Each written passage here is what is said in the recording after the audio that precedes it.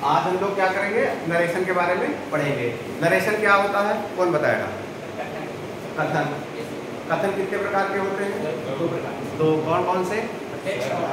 प्रत्यक्ष और अप्रत्यक्ष। नरेट अंग्रेजी में जानते होंगे, नरेट करना मतलब कुछ कहना, उसी से बना है आपका नरेशन। हम दो तरीकों से अपनी बातों को कहते हैं। एक तो जैसा किसी ने कुछ कहा है हमसे, समझे नहीं? जैसे मैं एक एग्जांपल दे रहा हूँ हिंदी में ही। एक राम है और एक श्याम है। यहाँ पे एक राम है और भी श्याम है। तो राम ने कहा मैं घर जाता हूँ, समझे नहीं?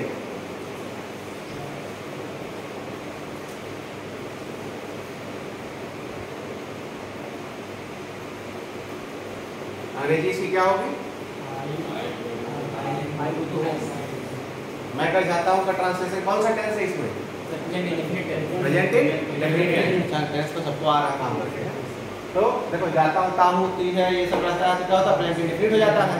ये आपका फर्स्ट पर्सन में मैं है, तो फर्स्ट पर्सन के साथ हेल्पिंग वर्ड क्या लगती है? डू। तो लेकिन यहाँ पे क्या होगा? डू लगेगा नहीं, क्यों? क्योंकि असर्टिव सेंटेंस है।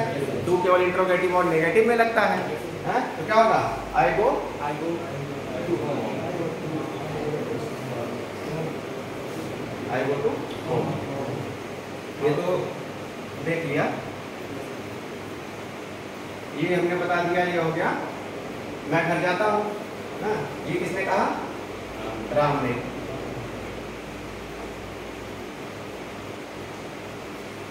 अब अगर यही बात श्याम कह रहा है ना, तो वो कहेगा, किसी से अगर बताएगा राम ने कहा कि वह घर जाता है। यहाँ राम है, राम ने कहा मैं घर जाता हूँ, और वो जब श्याम किसी से वो बात को कहेगा तो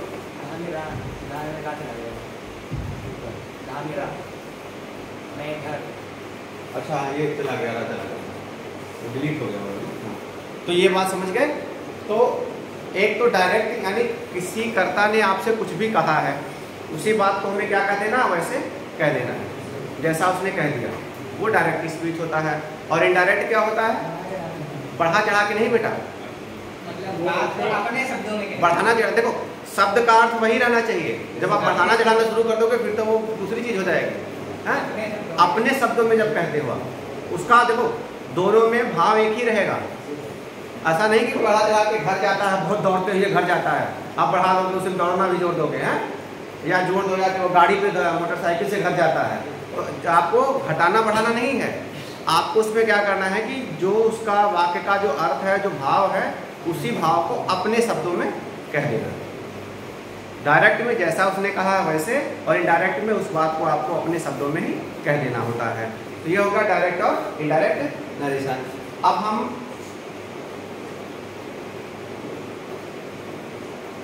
डायरेक्ट के बारे में पढ़ें।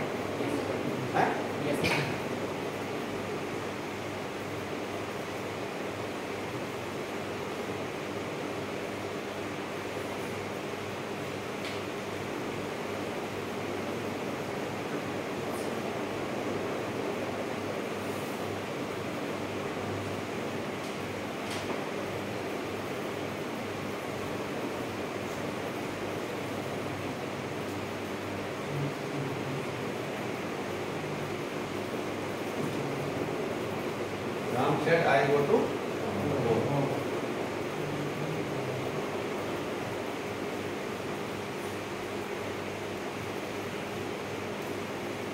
ये क्या हो गया? कौन सा नरेशन है? डायरेक्ट या इनडायरेक्ट? डायरेक्ट। कैसे पता? इसमें देखो जो उसने कहा है उस बात को वैसे ही रख दिया गया, समझे नहीं? जब उसने जो बात कही थी उसको हमने वैसे ही रख दिया। राम सेड, राम ने कहा आई गो टू होम, मैं घर जाता हूँ। ये डायरेक्ट नरेशन हो गया।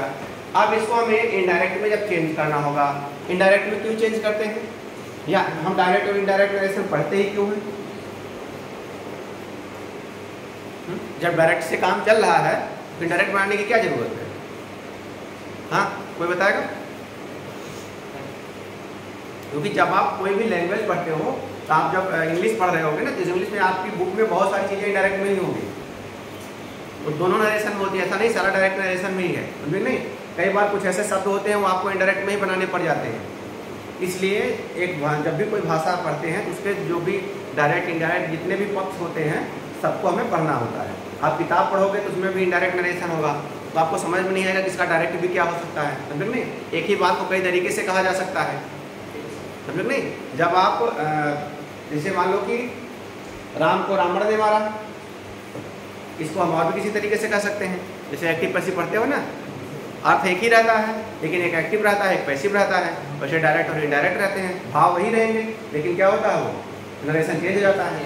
तो जब लैंग्वेज आप पढ़ते हो, लिटरेचर पढ़ोगे, आपको जो भी डायरेक्ट इनडायरेक्ट सारी चीज़ें पढ़नी जरूरी होती है, क्योंकि आपका सबसे पहला पड़ेगा। आपने डायरेक्ट इनडायरेक्ट पढ़े हो और आपके सामने इनडायरेक्ट में आंशिक पैराग्राफ आ गया, आंशिक पैराग्राफ आएगा कितने नंबर का? सही बताना, पक्का? हमको नहीं लग रहा 10 नंबर का बेटा। कितने नंबर का आएगा?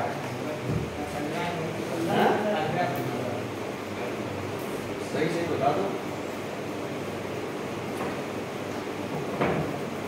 हाँ, 15 नंबर का रहेगा, में 10 का नहीं। डायरेक्ट जो आपका आंशिक पैराग्राफ आएगा उसमें भी हो सकता है डायरेक्ट में कुछ सेंटेंस डायरेक्ट नरेशन में हो, आपको समझ में नहीं आएगा। खैर हम यहाँ चलते हैं। Ram said I go to home, ये आपका डायरेक्ट है। अब डायरेक्ट नरेशन के दो पार्ट होते हैं। क्या होता है? दो पार्ट। एक तो ये वाला हिस्सा देख रहे होंगे, ये सिंगल कॉमा में है, दिख रहा है? और एक ये डबल इन्वर्टेड कॉमा में, समझ गए? ये डायरेक्ट नरेशन है और इसके दो पार्ट हैं, एक तो सिंगल इन्वर्टेड कॉमा में और डबल इन्वर्टेड कॉमा में।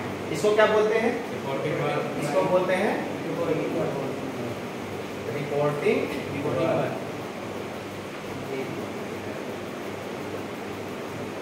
वर्ब। इसको क्या बोलते हैं? Reported speech.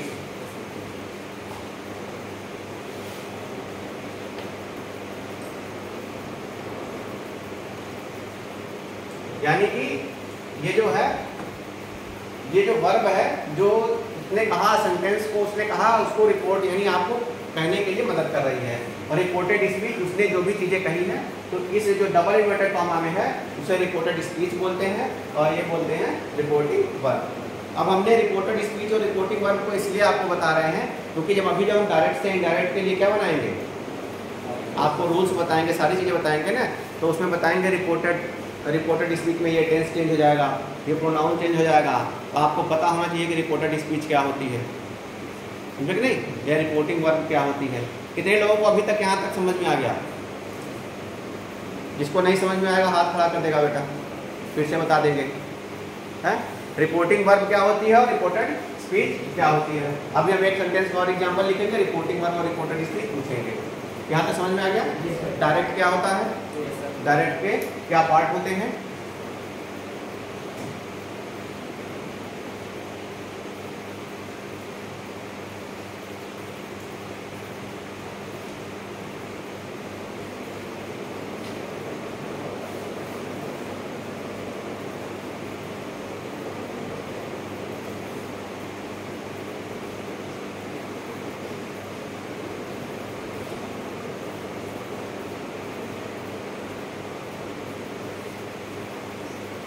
ये कौन पढ़ेगा?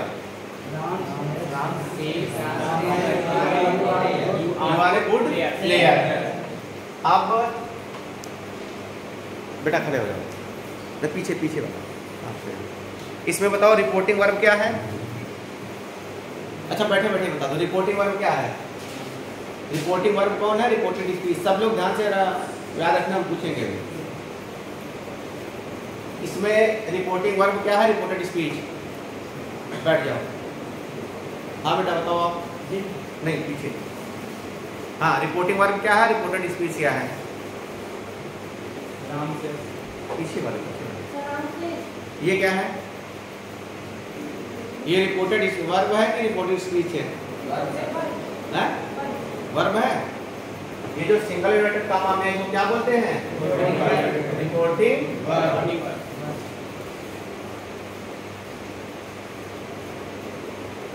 और इसको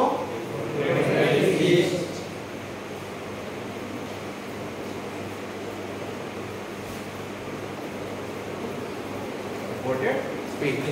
समझ में आ गया? हाँ पक्का? अब जब आगे पढ़ाएंगे तो बताएंगे बेटा है। ये हो गया। अब देखिए जब हम डायरेक्ट से इनडायरेक्ट में चेंज करते हैं, डायरेक्ट से इनडायरेक्ट में बदलते हैं तो कुछ हमको रूल्स फॉलो करने होते हैं, उससे कुछ ग्रामर में नियम है, कुछ चेंजेज होते हैं। तो क्या क्या चेंजेज होते हैं?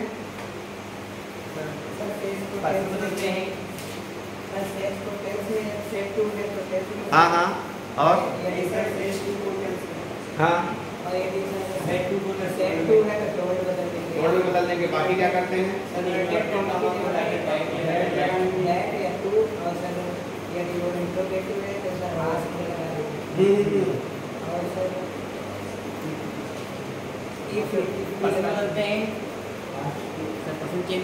परसेंटेज होता है। देखो मेनली अब चलो बैठ जाओ, सबने अच्छा बताया। एक तो पहली चीज तो हम क्या करते हैं कि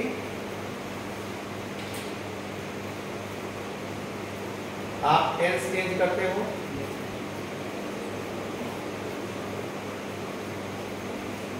पर्सन चेंज करते हो,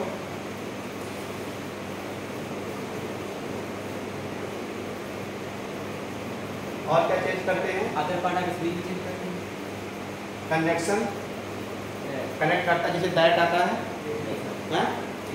इफ आता है, वेदर आता है, इन सब का प्रयोग करते हैं तो कंजंक्शन चेंज होता है।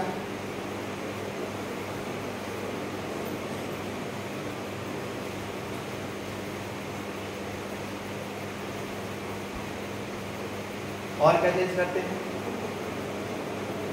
जो रिपोर्टिंग वर्ब में कॉमा इन्वर्टेड कॉमा होते हैं उनको क्या करते हैं हम? ये तो कंजक्शन में ही आ गया ना। कंजक्शन समझते हो क्या काम होता है उनका? जोड़ने का है। तो उसमें दैट, इफ, आपका दैट, इफ या वेदर, इवन WH टाइप के जो वर्ड्स होते हैं, समझ गए? ये सब ये कंजक्शन में ही आपके आ जाएंगे। पर्सन में he, she, it, you, first person, second person, third person. Person सबको पता है ना कौन कौन से पर्सन होते हैं?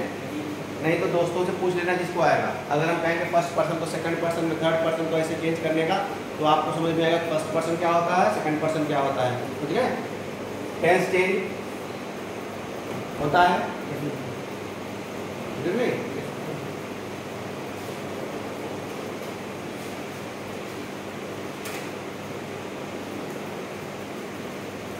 रिपोर्टिंग वर्ब चेंज करते हैं कि नहीं करते हैं? सेट को टोल्ड में बदल देते हैं, सेट टू को। जब वो उसके बाद क्या होता है? ऑब्जेक्ट होता है, समझ गए नहीं? है सेज को टेल्स में, से को टेल में ऐसे वो चेंज करते हैं कि नहीं? है सेट को आस्क में भी चेंज कर देते हैं। जब रिपोर्टेड स्पीच किसमें रहती है? इंट्रोगेटिव कंटेक्स्ट में। तो आप क्या करोगे? रिपोर्टिंग वर्ब भी चेंज करेंगे। और जब ये सब चेंज करते हैं तो रिपोर्टिंग वर्ब के बाद ये वाला जो सिंगल इन्वर्टेड कॉमा है ये हटा देते हैं। और जब इनडायरेक्ट में जाते हैं तो ये डबल इन्वर्टेड कॉमा भी हटा देते हैं। समझ गए? ये हम मोटा मोटी चार चीज चेंज करते हैं। एक तो टेंस चेंज करेंगे, समझे? अब कोई जरूरी नहीं कि हर डायरेक्ट से बनाते समय, इनडायरेक्ट बनाते समय चारों चीज़ें चेंज करेंगे। ये कंडीशन पर डिपेंड करती है कि कैसा सेंटेंस है। रिपोर्टिंग वर्ब, रिपोर्टेड स्पीच का सेंटेंस क्या है, समझे नहीं? और रिपोर्टिंग वर्ब किस टेंस में है। कुछ चीज़ें इसके जो बेसिक रूल्स हैं उसको जब हम समझ लेते हैं तब हम उनको चेंज करने शुरू करते हैं। तो जैसे यहाँ पर मान लीजिए कि पहला अभी हम रूल बताना शुरू करेंगे, अभी इतना पहले समझ लेते हैं। क्या क्या चार चीज़ें हैं? पर्सन, कंजक्शन और रिपोर्टिंग वर्ब। चार चीजें चेंज करेंगे। सबको पता हो क्या? क्या क्या चेंज करेंगे बेटा बताओ? टेंस, पर्सन, रिपोर्टिंग वर्ब और कंजक्शन। कितनी चीज़ें चेंज करती है। यहाँ तक अभी समझ में आ गया। डायरेक्ट क्या होता है, इनडायरेक्ट क्या होता है। डायरेक्ट के कितने पार्ट होते हैं, 2। बताओ बेटा दोनों पार्ट। सर रिपोर्टेड वर्ब और रिपोर्टिंग स्पीच। हाँ, रिपोर्टिंग वर्ब और रिपोर्टेड स्पीच। Very good. इसके बाद हम कैसे चेंज करते हैं। अब हम एक एक चीज़ पे जाते हैं। सबसे पहले जब भी रिपोर्टिंग वर्ब से इनडायरेक्ट से इनडायरेक्ट चेंज करेंगे तो हमें ये देखना होता है कि रिपोर्टिंग वर्ब जो है और रिपोर्टेड स्पीच, रिपोर्टिंग वर्ब का टेंस क्या है। जैसे मान लो हमने वही सेंटेंस दिया था, क्या, राम से आई गो टू स्कूल। राम से आई गो टू हो। मैं 2 सेंटेंस बस लिख रहा हूँ आपको, बस अभी रूल्स नहीं बता रहा हूँ, सभी समझा रहा हूँ। एक ये भी है,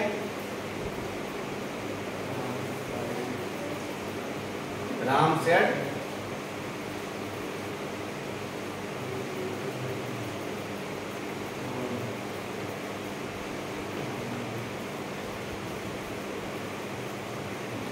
आई गो टू होम, दोनों जगह है। ये आपकी क्या है, रिपोर्टेड स्पीच, ये आपका है रिपोर्टिंग वर्ब। समझ गए।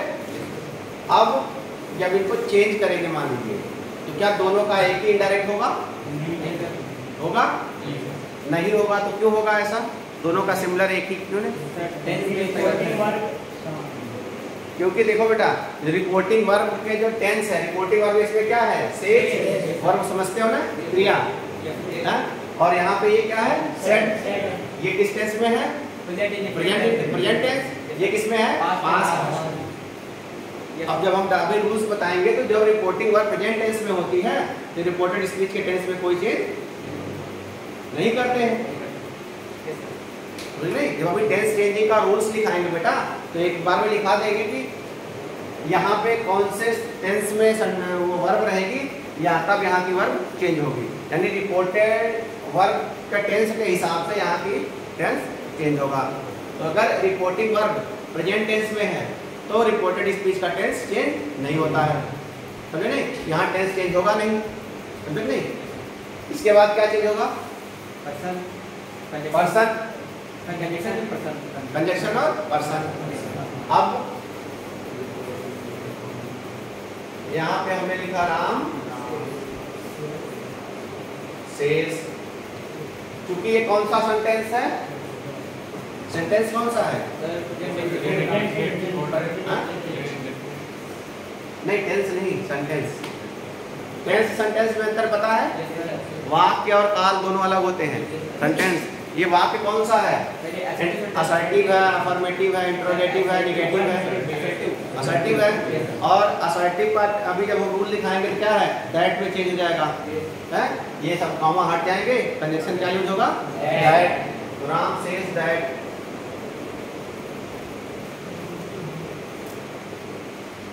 बुझ गए। अब होगा पर्सन चेंज, क्या करेंगे, person.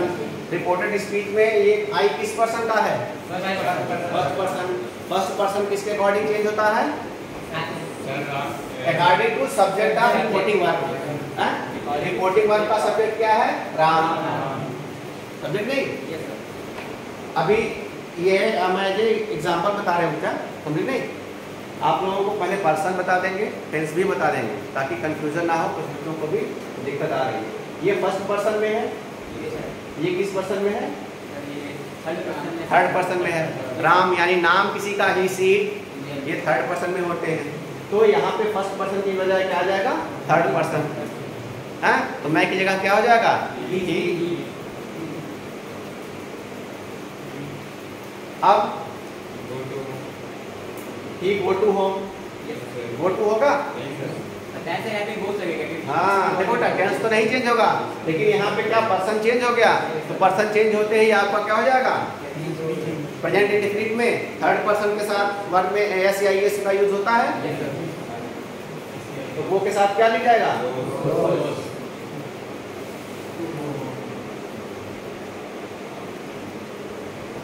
he goes to home। समझ गए। Ram says I go to home, Ram says that he goes to home। ये इसका डायरेक्ट स्पीच हो गया। अब दूसरे में यहाँ पर क्या दिक्कत है, यहाँ पे देखो ये किस टेंस में है, पास्ट टेंस में है, सेड है, तो इसको क्या करेंगे,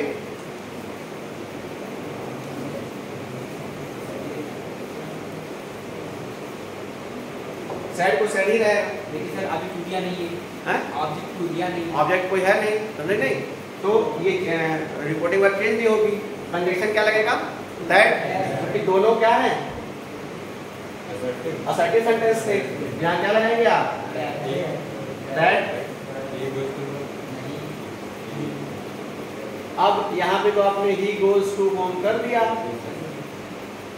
लेकिन यहाँ पे टेंस चेंज होगा, क्यों, क्योंकि ये किस टेंस में था, पास्ट टेंस में।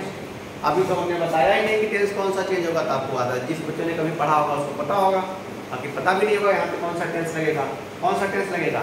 सर पास्ट में ही चेंज कर देते हैं, सर पास्ट में ही चेंज कर देते हैं।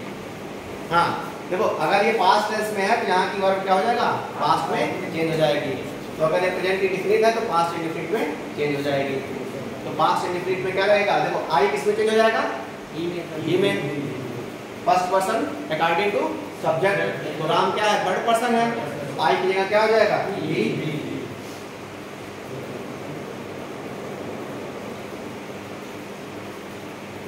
ही गो टू होम, नहीं ये तो मतलब ही गो टू होम, यहाँ पे आई की हो गया, गो टू होम बचा है, I go to home present indefinite है, पास्ट इंडेफिनिट में क्या होगा, वर्ब की सेकंड फॉर्म, वर्ब की क्या लगती है पास्ट इंडेफिनिट में, जब असर्टिव सेंटेंस आता है अफर्मेटिव तो सेकंड फॉर्म लगती है, समझे नहीं, और अगर नेगेटिव या इंट्रोगेटिव है तो डिड के साथ वर्ब की फर्स्ट फॉर्म। सेंटेंस को ना टेंस भी जब पढ़ना होती है तो आप लोग क्या करो कि उसके कुछ बुलेट पॉइंट्स याद कर लो, ये टेंस है, इसमें ये दो वर्ब लगती है, इस कंडीशन में ये वर्ब लगती है, इस कंडीशन में ये हेल्पिंग वर्ब लगती है, वर्ब की ये फॉर्म लगती है, 4 ही 5 चीज टेंस में पढ़ना होता है, बाकी रटने की चीज़ है, वर्ब की फर्स्ट सेकंड फॉर्म आपको जितना प्रैक्टिस करोगे उतना आ जाएगी, है वो रटने से नहीं आती है। तो गो का सेकंड फॉर्म क्या होता है, वेंट,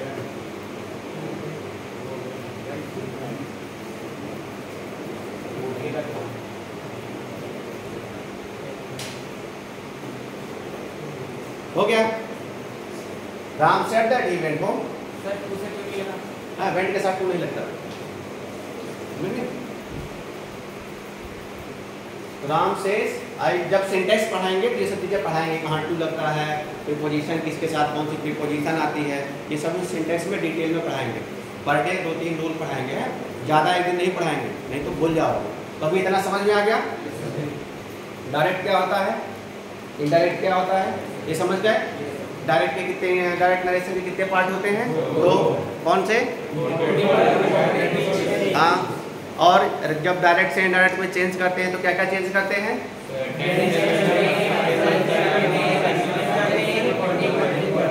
समझ गए, ठीक है, समझ गए।